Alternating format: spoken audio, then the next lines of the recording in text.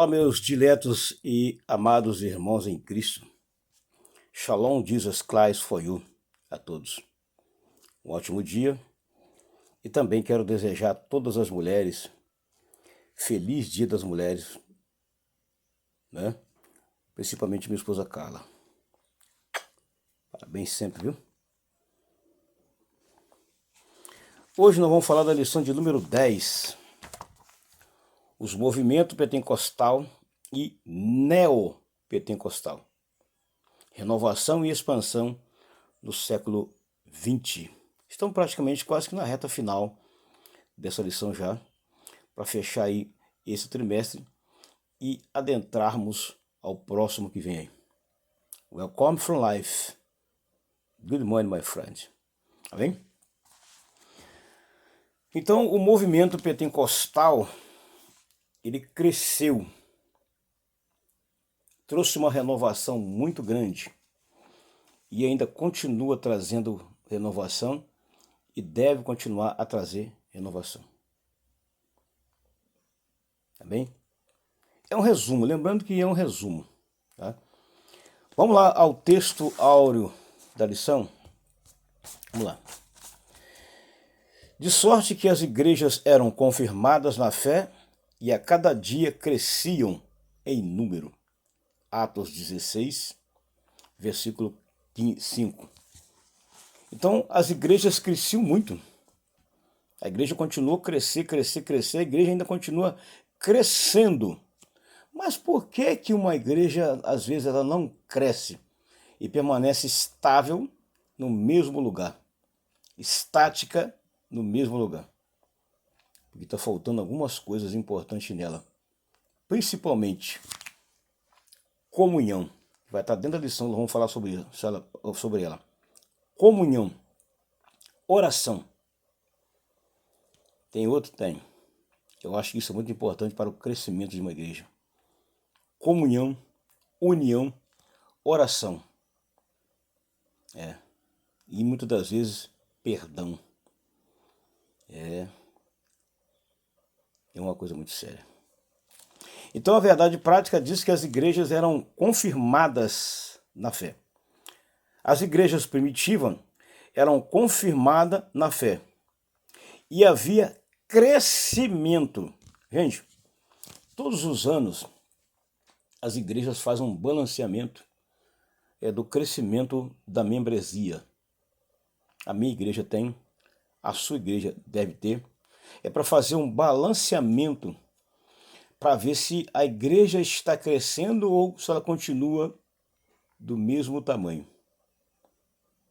Mas, para que haja também o crescimento da igreja, é necessário a participação mútua de todos, não só de um ou de meia dúzia, mas de todos. Nós somos os responsáveis pelo crescimento e expansão da igreja. Quando eu olho aqueles moços lá do capítulo 6 de 2 Reis, eu vejo que aqueles moços lá, aqueles jovens, eles tinham a visão de crescimento. O lugar onde eles estavam reunidos estava pequeno e apertado para compor pessoas. O que eles fizeram? Tiveram uma ideia em conjunto, mas, tem um detalhe, com a participação direta do líder Eliseu. De irem até o Jordão e cada um trazer uma madeira do Jordão para expandir o espaço para eles continuarem a fazer o trabalho ali, que era uma escolinha de profetas que o profeta Elias havia deixado e Eliseu deu a sequência. Então eles viram a necessidade de ampliar, crescer o local. E isso é bom. Então eles pensaram no crescimento primeiro, expandir primeiro o local. Por quê? Muitas pessoas estavam vindo. A escolinha de profeta estava atraindo pessoas e muitas pessoas estavam vindo. Então o crescimento da igreja depende de cada membro ter a sua participação. E detalhe, aqueles moços chamaram Eliseu para ir junto. Não para Eliseu trazer uma madeira, mas a presença de alguém experiente, calejado, ia ajudar a eles. Eles iam se sentir mais seguro, sabendo que o líder estava junto, cooperando para o crescimento e participando para o crescimento do local. A participação do líder é muito importante. Quando eu falo líder, eu falo de todos, não só os líderes de departamento, eu falo do pastor, de todos. Quando há a participação ativa dele, quando tem a opinião dele, o conselho dele e a ajuda dele, o povo cresce. Quando tem a orientação dele, o trabalho cresce e cresce de uma maneira sobrenatural. Isso é muito importante. Pense nisso. Na verdade aplicada, ele diz o seguinte: devemos permanecer fiéis à Escritura para não sermos influenciados pelo modismo teológico, nem arrastados por qualquer vento de doutrina. Olha, primeira coisa, permanecer fiel à Escritura Sagrada, ou à Bíblia Sagrada. É a primeira coisa. Permanecer fiel à Bíblia Sagrada, ao padrão, que a Bíblia ela não muda. Ela é apta para discernir as intenções do coração, né? E ela separa juntas e medula. Então a primeira coisa é permanecer fiel às Escrituras. A segunda coisa é não se deixar ser influenciado pelos modismos teológicos. Infelizmente a teologia é muito importante. Eu tenho o básico, completo, estou fazendo agora o médio. É muito importante ter sim o conhecimento teológico, ele ajuda, mas tomar muito cuidado, porque tem umas pessoas que eles não têm, mas fala, qual é a palavra boa para se colocar? Não tem um raciocínio lógico e acaba usando a teologia para o lado mal e acaba influenciando negativamente as pessoas. Tá? Tem que tomar cuidado para você não influenciar as pessoas no caminho errado e tirar as pessoas que estão já dentro do caminho. Tem que ter sabedoria e muita prudência. Então aqui é não se deixar influenciado. Hoje, infelizmente, a gente vê muitas mensagens bíblicas nas redes sociais e algumas nós temos que fazer igual os crentes de Bereia. Pegar a Bíblia, sentar e verificar se aquele assunto que aquele pastor, que aquele pregador, aquela pregadora está pregando. Porque estão vivendo muita heresia. Estão vivendo muita heresia. E, infelizmente, há muitas pessoas se deixando influenciar por essas mensagens e estão ficando mortas espiritualmente, porque não lê Bíblia, não ora, não escuta conselho do seu pastor e sai por aí ouvindo tudo quanto é tipo de mensagem. É mesmo, fala papai, é mesmo, fala papai, é mesmo. É por isso que tem um bocado de gente morto dentro das igrejas, morto na comunhão, morto na oração, por causa disso, por causa da influência negativa. Pegam alguns textos bíblicos, não tem a decência, a prudência e a ordem, começam a ensinar de qualquer maneira. Tem que tomar muito cuidado. Terceiro ponto importante dentro da verdade aplicada: não se deixar ser arrastado por qualquer doutrina. Nós vamos falar no tópico 1 sobre doutrina. O que é doutrina? Eu vou falar já já. Então, não se deixar influenciar por qualquer doutrina. Deixa eu te perguntar, e essa pergunta e essa resposta dessa pergunta vai ficar também numa incógnita, porque eu não vou responder ela agora. Toda doutrina, ela é de Deus? Toda doutrina tem base ou respaldo bíblico? Essa pergunta eu fiz e a resposta é com você. Tá, agora vamos lá. Os textos de referência estão em 1 Coríntios capítulo 2, versos de 1 a 4. Tá? É Paulo falando para a igreja de Corinto. Paulo dando um conselho à igreja de Corinto. Ele aqui dá um conselho. Se você pegar bem o texto aqui de 1 Coríntios, capítulo 2, verso 1 ao 4, ao 5, você vai ver que Paulo está dando um conselho para aquela igreja. Mas será que aquela igreja tinha se afastado do padrão bíblico? É bem provável. O primeiro objetivo da lição é reconhecer os fundamentos do pentecostalismo brasileiro. Vamos lá agora para o tópico 1, vou fazer um resumo no tópico 1. Eu coloquei da seguinte forma: obedecer ao movimento pentecostal. Né? Obedecer, ou melhor, os alicerces do movimento pentecostal, que é o tópico 1. Quais são esses alicerces? Eu coloquei aqui, obediência ao chamado para pregar o evangelho, busca pela presença do Espírito Santo e estudo das Escrituras. 3, né? Tem 3, mas são 6. Quais são os outros 3? Doutrina, tópico 1.1, comunhão, tópico 1.2 e oração, tópico 1.3. Observou? Então eu falei de 3, tem mais 3, então são 6. 6 alicerces principais que devem estar dentro da igreja. Esses alicerces são importantes. Mas antes, no preâmbulo do tópico 1, ele vai falar aqui exatamente isso aqui. Ele fala aqui, resumindo o tópico 1.1, ele resume aqui, que depois que Jesus subiu ao céu, os discípulos aguardaram a promessa. Então eles aguardaram a promessa. E essa promessa que eles aguardaram, que era a descida do Espírito Santo, eles aguardaram de que maneira? Em perseverança e também em oração.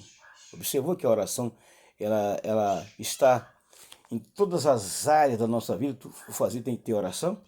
Tá? A promessa cumpriu. Tá?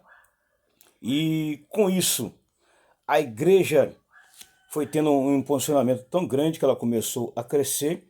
As atividades da igreja começou exatamente aqui. Antes da descida do Espírito Santo, a igreja não tinha nenhuma atividade a princípio. Portanto, as atividades da igreja começaram logo após a descida do Espírito Santo. Antes não.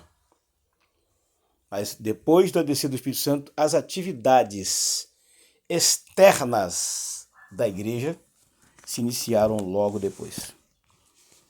Tá? Logo depois se iniciaram. E aqui ele fala das 3 características. Eu falei de 3, tá?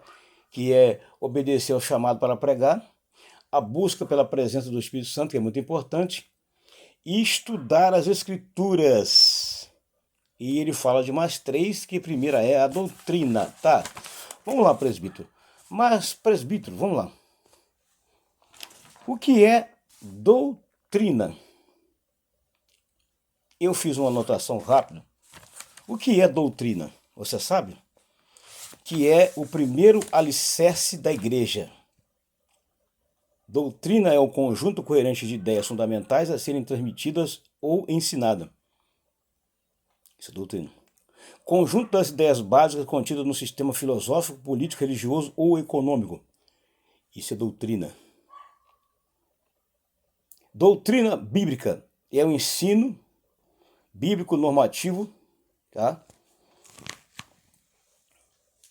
Que tem uma finalidade derivada das Escrituras Sagradas, como regra de fé e prática da vida para a igreja e para os seus membros. Portanto, a doutrina é importante para a igreja, para os seus membros. E quem pode aplicar a doutrina? É qualquer um. Quem foi chamado para ensinar e falar sobre a doutrina? Tem um responsável, tem um cabeça. É o pastor da igreja. Mas ninguém pode aplicar doutrina na igreja. Essa função é de quem foi chamado para fazer. Hoje tem um cara de gente por aí aplicando doutrina. Será que foi um chamado para fazer isso? Tem a doutrina dos nicolaítas. A Bíblia fala sobre isso? Fala. A doutrina dos nicolaítas. Então eu vou ressaltar aqui essa doutrina. O que tem que haver essa doutrina? Tá? Essa doutrina dos nicolaítas, ela era uma heresia que infelizmente se infiltrou na igreja. O que é infiltrar? Entrar para dentro da igreja. Doutrina dos nicolaítas. Essa doutrina se colocava contra o evangelho e aos ensinamentos da igreja primitiva.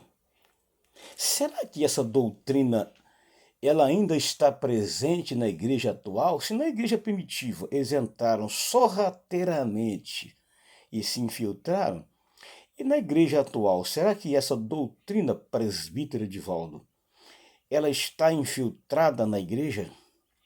Está. E como nós vamos ver essa doutrina infiltrada na igreja?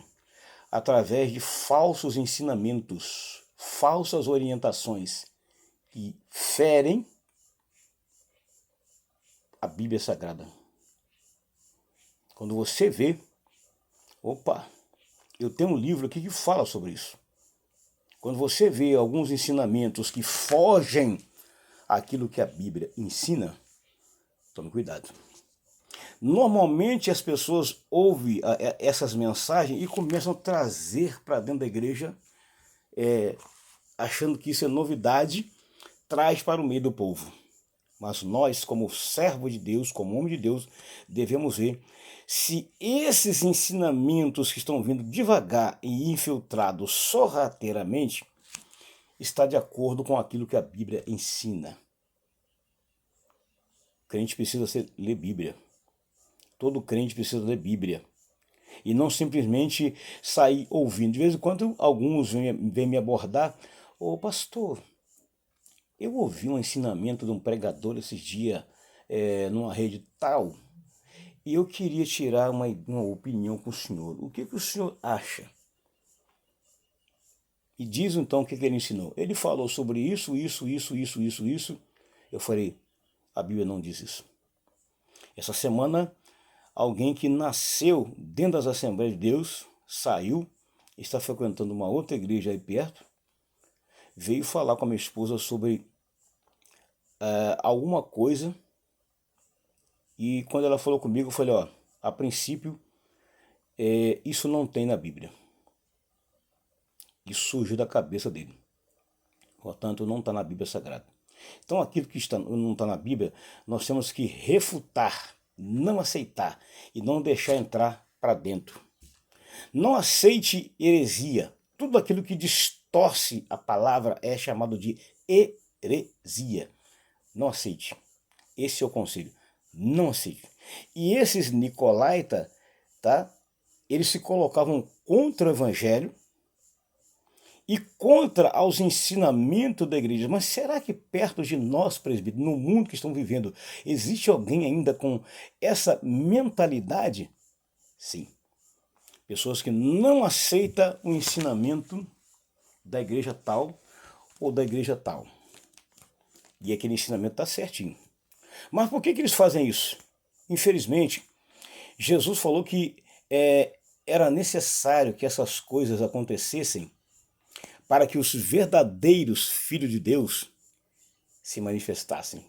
Então deixa a heresia acontecer. Deixa o trigo crescer junto com o joio. E naquele dia, Jesus é quem vai cuidar disso. Agora, não aceite. Paulo ensinou em todas as igrejas que ele escreveu uma carta, ele colocou isso, ele ensinou sobre isso aí. Infelizmente, estamos vivendo também na era da apostasia, onde muitos estão negando tudo que eles creram até hoje. Estão desacreditando-se em tudo que creram até hoje. Estão vivendo também a apostasia e a heresia, que são ensinamentos que estão ensinando por aí que não tem nenhum respaldo bíblico. Tomem cuidado, gente. Esses nicolaítas defendiam também a poligamia. Presbítero, Já que o senhor falou de poligamia, o que significa poligamia? Um homem casado com 4 mulheres. A palavra poli vem de 4. Um homem casado com 4 mulheres ao mesmo tempo. Pode isso? Tá. Quantas esposas Deus deu para Abraão? Para Adão? Vamos lá. Quantas esposas Deus deu a Adão? Só uma. Deus não fez o casamento polígamo. Deus fez o casamento monógamo, que é um único casamento. Já começa por aí. Então essa doutrina é uma doutrina de demônios, uma doutrina herege, que defendiam, eram a favor de um homem ter 4 mulheres. Então, monogamia é um casamento só. Trigamia, 3 casamentos. Poligamia, de 4 casamentos para cima. Tome cuidado com isso. Se você aceitar uma doutrina dessa, você está indo contra as escrituras sagradas. Tome cuidado para não aceitar isso. Tá? Tome cuidado para não aceitar isso. Qual era a função da doutrina? É ajudar e dar forma e direcionar a interpretação e aplicação das leis. Devemos perseverar na doutrina da igreja e também na comunhão. Referências em Atos 2, 42, Romanos 16, versos 17 a 18, 1 Tessalonicenses 5, versos 20 e 21 e 1 Timóteo capítulo 6, verso 3 ao 5. E ensinar também sobre os dons e a nossa participação no crescimento e cuidado mútuo é muito importante. Agora, falei de doutrina. A outra parte agora ele fala de comunhão, que é o segundo alicerce, que é o tópico 1.2, ele fala de comunhão. Tá, presbítero, o que é comunhão? Ato ou efeito de comungar. É um conjunto de pessoas que compartilham as mesmas crenças, ideias, tendências e valores. Então isso é chamado de comunhão. Presbítero, Santa Ceia é comunhão? Sim, é comunhão com o Pai, com o Filho e com o Espírito Santo. É comunhão. E comunhão também entre os irmãos. Então não adianta eu ter comunhão com o Pai, Filho e Espírito Santo e não ter comunhão com os meus irmãos. O Salmo 133, ele relata bem claro isso. Ó, quão bom e quão suave é que os irmãos vivam em união. É como o óleo precioso que desce sobre a barba e que desce sobre a barba de Arão. Porque ali o Senhor ordena a vida e a bênção para sempre. Ó, a comunhão é muito importante. Comunhão e comunicação. Tem pessoas que têm comunhão, mas ele não tem comunicação. Então não adianta nada. Não adianta eu tomar ceia e o meu irmão do lado de mim, eu não falar com ele, não se dar com ele. Que comunhão é essa? Eu estou com comunhão com Deus. O irmão não quer ter comunhão não. Então não adianta, filho. Se Jesus voltar hoje, não adianta coisa nenhuma. Tu fica por aí. Ainda é capaz de perder a sua salvação por causa disso. Tem pessoas que não gostam de sentar ao lado do seu irmão. E às vezes o banco está vazio, mas está do lado dele, tem um banco vazio, não quer sentar lá. Porque não quer ter comunhão. Adianta alguma coisa? Você tocar no cálice e no corpo do Senhor e não ter comunhão com o seu irmão? Você está dizendo para mim o seguinte, que o sacrifício de Jesus na cruz do Calvário não valeu nada. Me desculpa a franqueza, mas é isso aí mesmo. Tá? Assumir a vida de Cristo, comunhão é assumir a vida de Cristo, aproximar-se de Deus, tornar-se uma pessoa em Cristo pelo laço da comunhão, renovar os compromissos de ser discípulo, comunhão entre os irmãos é importante.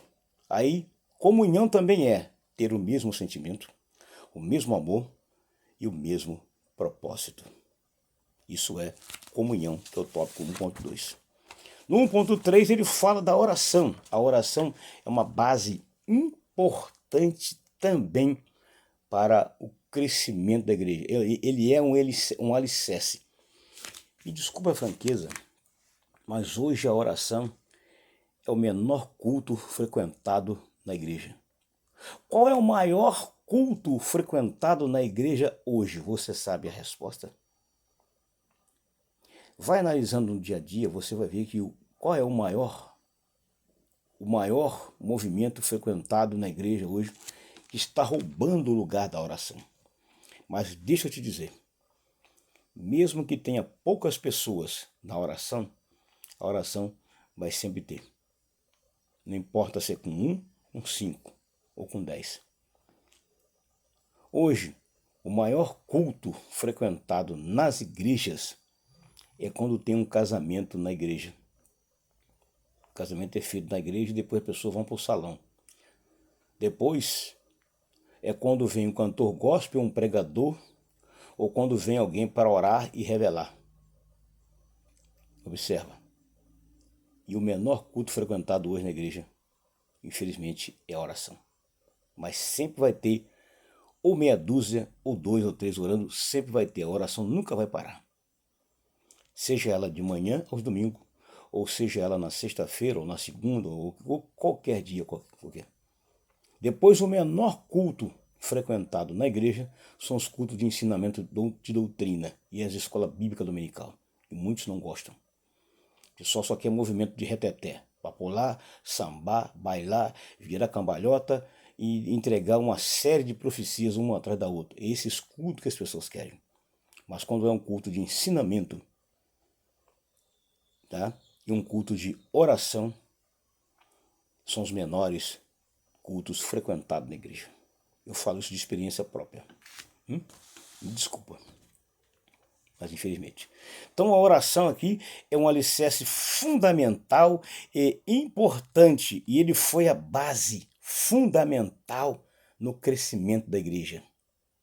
Se você for pegar passo a passo, você vai ver lá que foi o fundamento principal. Tudo começou com a oração. Quando os discípulos foram receber o batismo com o Espírito Santo lá no cenáculo, eles estavam fazendo o quê? Orando. Quando Paulo estava na prisão, Paulo estava o quê? Orando. Orando. Quando Pedro estava na prisão, o que a igreja fazia? Contínua oração por ele a Deus. Então a oração ela é a base de tudo, é a chave, considerado também a chave da vitória. Paulo aproveitou todas essas oportunidades para orar. Os discípulos no capítulo 3 de Atos, eles estavam indo para onde? O culto de oração. E o que eles encontraram no caminho indo para a oração? Na entrada da igreja, um paralítico estava ali assentado. E recebeu a cura antes deles entrarem para dentro da oração. E depois, então, ele entra para dentro participando do culto de oração. Como a oração é importante. A oração é a base de tudo. Tudo na nossa vida tem que ter oração. Orar para dormir, orar para trabalhar, orar para arrumar um emprego, orar para aposentar, orar por cura divina, orar por renovação, orar por restauração, orar para dormir, orar quando acordar. Tem pessoa que não ora hora nenhuma. Nem para dormir ele ora, quando acorda não ora, quando vai trabalhar não ora, quando senta à mesa para almoçar não ora, quando senta à mesa para tomar o café da manhã não ora. Misericórdia. Por quê? Porque não tem hábito. Quando as pessoas não têm o hábito de orar, ele nunca vai orar. E tem uns que só vai lembrar da oração quando estão passando grande dificuldade e grande aperto. É aí que eles vão lembrar de orar. Agora o tópico 2, ele vai falar das marcas do pentecostalismo clássico. E que marcas são essas? A primeira marca que ele fala está no tópico 2.1. Proclamar o evangelho. Uma igreja sem a propagação do evangelho, ela não cresce. Não cresce. Como uma igreja vai crescer se ninguém for pregar o evangelho e trazer vidas para fazer parte da igreja, se tornar membro de uma igreja e a igreja começar a crescer? Então o evangelho é muito importante você pregar. E a primeira é outra marca. falou de alicerce, agora falou de marca, né? Então, a pregação do evangelho é a primeira marca. Mas essa marca estava na igreja? Sim. Sim. Marcos 16, 15 ao 16, ele fala muito sobre essa marca. E os missionários do Gunnar Wing e Daniel Berg, tá, eles se utilizaram dessa marca para que o evangelho crescesse no Brasil.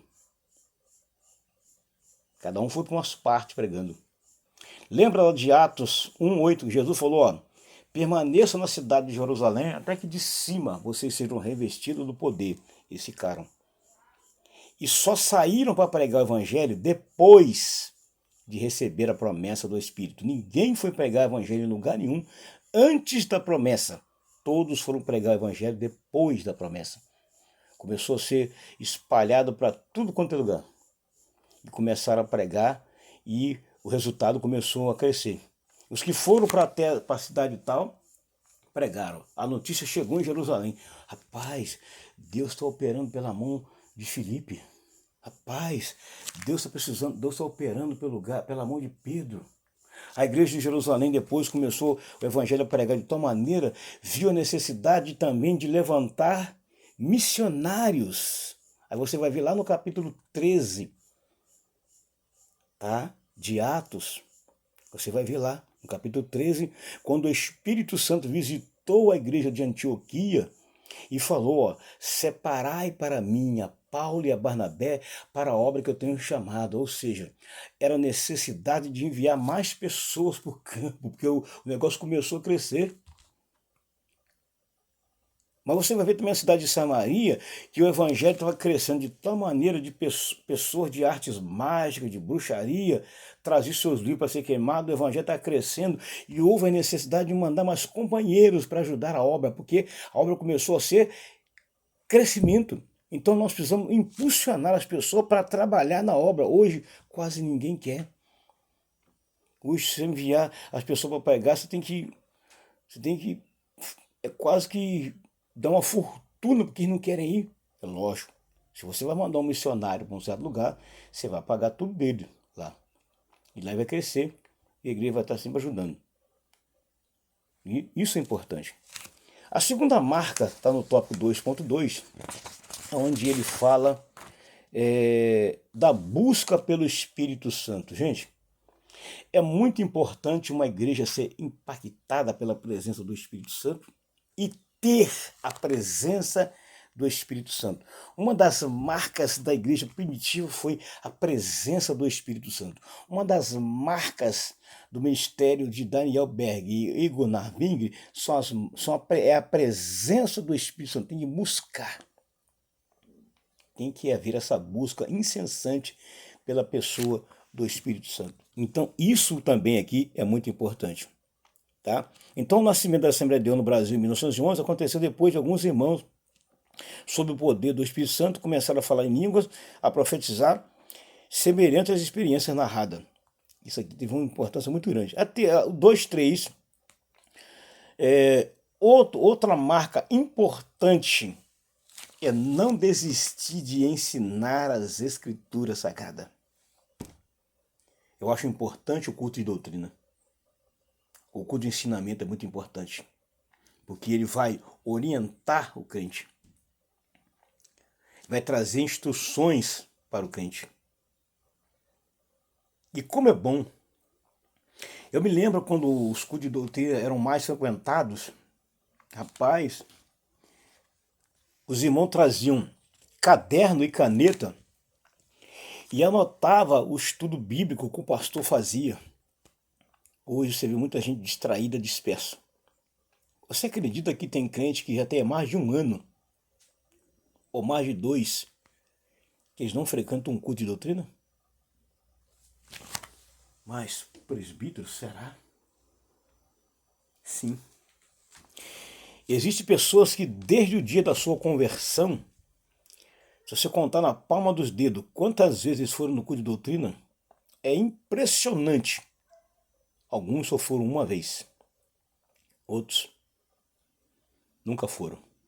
Só batizou nas águas e nunca pisou no culto de terça-feira de doutrina.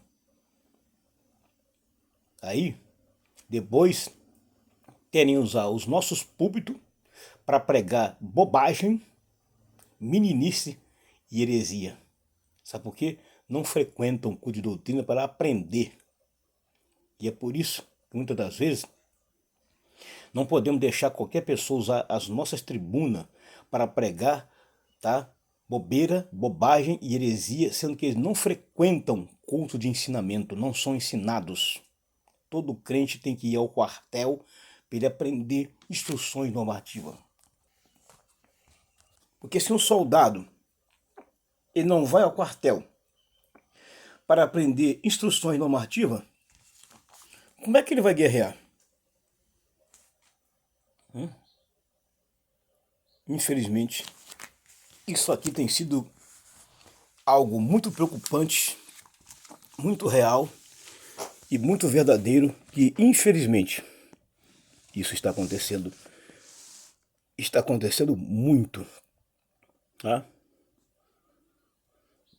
Então, nós temos hoje, infelizmente, em nossa igreja tem 92 critérios ou artigos para quando se vai consagrar alguém para qualquer cargo na igreja, de obreiros,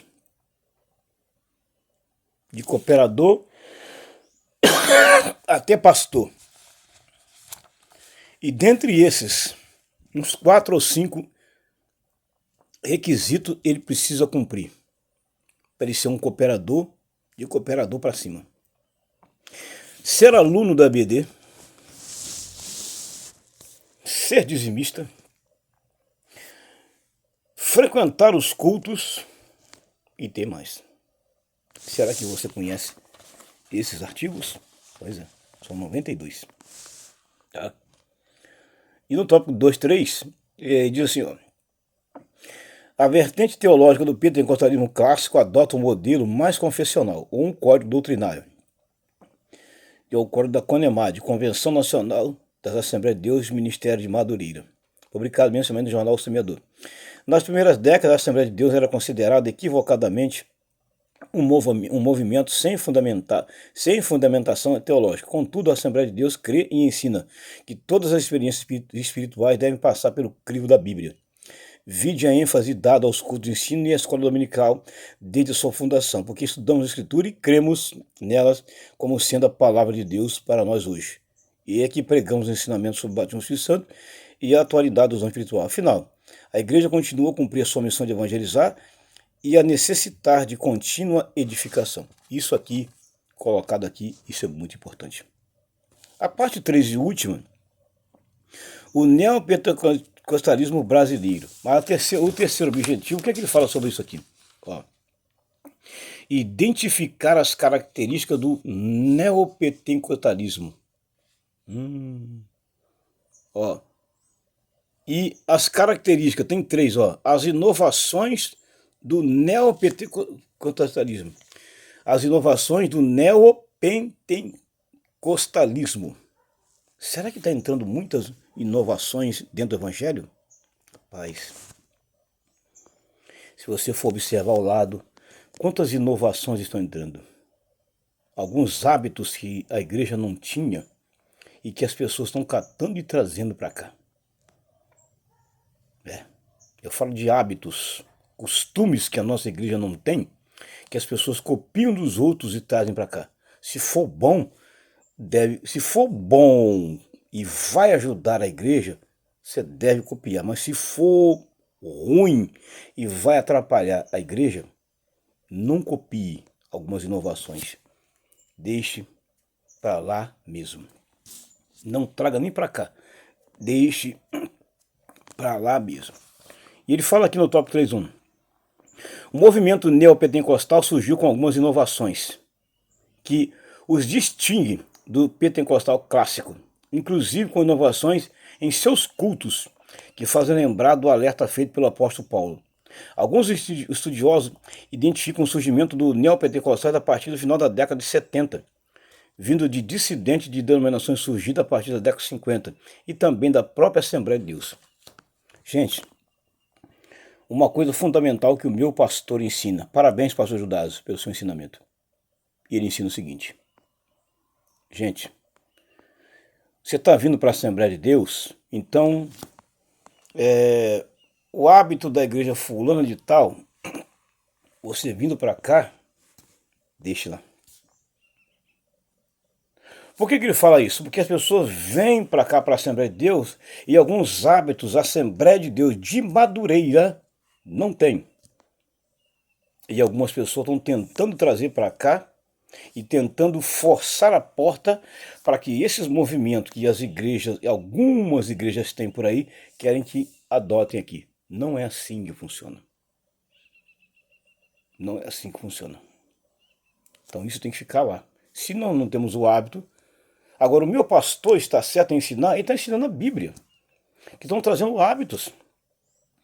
E se não ensinar, esses hábitos vão entrando, vão permanecendo, e daqui a pouco a porta está toda escancarada, porque alguns hábitos que nós não temos, começamos a praticar, às vezes, através de um que copiou ou visitou uma igreja e resolve copiar e trazer para cá. Aí tem que cortar, porque se não cortar depois, mais tarde, você não consegue tirar.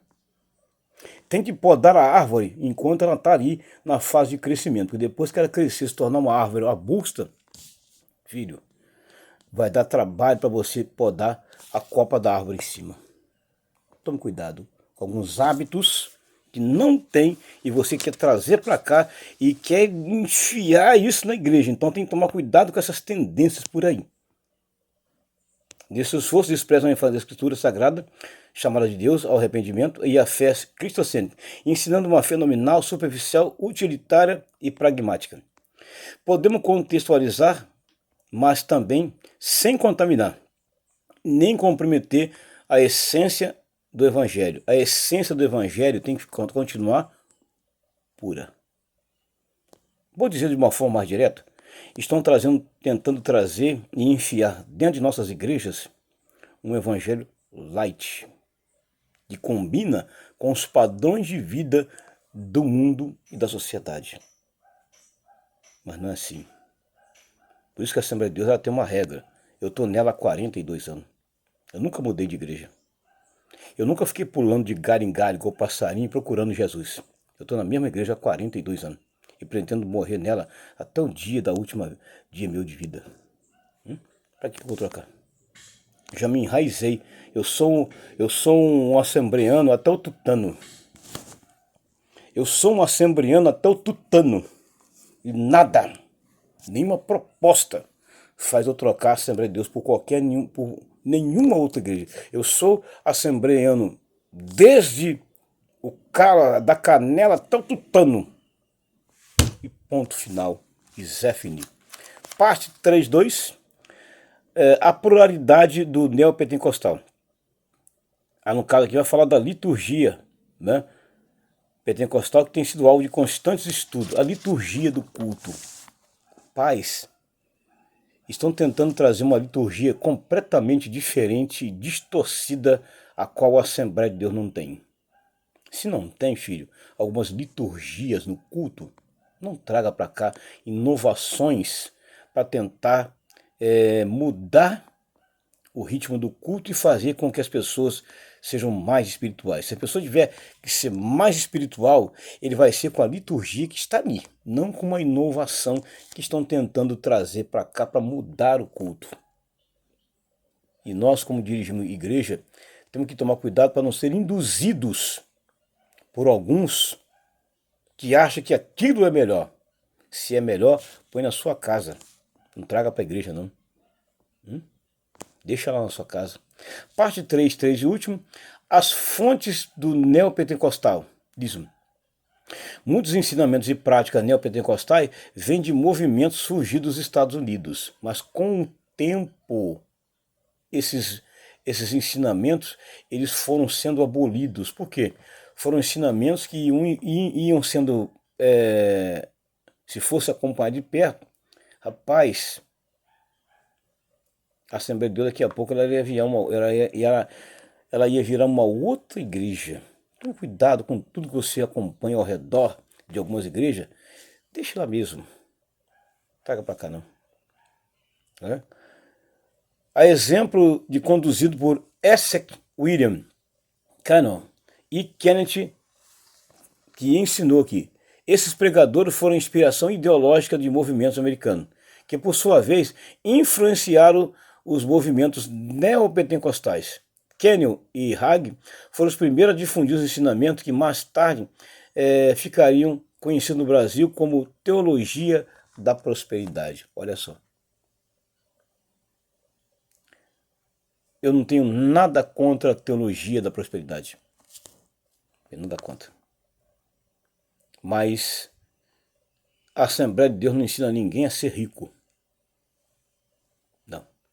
Não ensina ninguém a ser rico. Muitas igrejas, infelizmente, estão crescendo por aí por causa da campanha da teologia da prosperidade, onde estão pedindo dos irmãos um dinheiro absurdo, exagerado, e muitos irmãos ficando pobres, doentes, sem nada em casa, porque estão colocando a corda no pescoço. Vou lhe dizer do coração, a Assembleia de Deus não força ninguém a isso. Os pastores não colocam a corda no pescoço de ninguém para tirar da pessoa o máximo que a pessoa tem. Não. Você tem que dar o seu dízimo. A Bíblia ensina bem claro. Trazei todo o dízimo à casa